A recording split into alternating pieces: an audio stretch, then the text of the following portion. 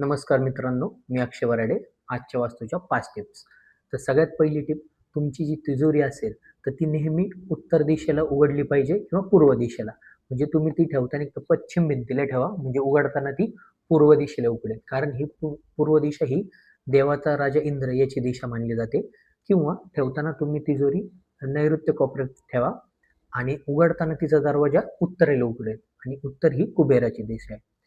Tip number 2, तुमचं जे मुख्य द्वार असेल किंवा मेन डोअर असेल तर त्याला कायम उंबरा असला पाहिजे. उंबरा असला तर वास्तुशास्त्रानुसार असं मत आहे, की जी संकटे येणारी असतात तुमच्या घरावर ती त्या उंबऱ्यामुळं अडली जातात आणि तुमच्या घरात जी लक्ष्मी आलेली आहे ती त्या उंबऱ्यामुळं घरातच राहते, टिकून बाहेर जात नाही. तिसरी जी टिप आहे, तुमच्या घरात गळके नळ नसावेत. काय होतं, जर तुमच्या घरात गळके नळ वगैरे असतील तर त्यामुळे तुमच्या घरातली सकारात्मक ऊर्जा कमी होते आणि धननाश होतो. आता तुम्ही ज्या पलंगावर झोपता तो शक्यतो लाकडाचाच असावा. लोखंडी वगैरे पलंग असेल तर त्याने अस्वस्थताही निर्माण होते. आणि 5वी टिप, तुमचं देवघर करत असताना हे तुमचं ग्राउंड फ्लोअरलाच पाहिजे किंवा जमिनीवर पाहिजे.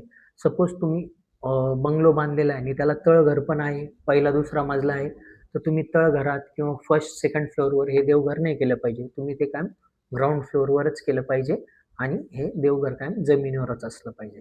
थँक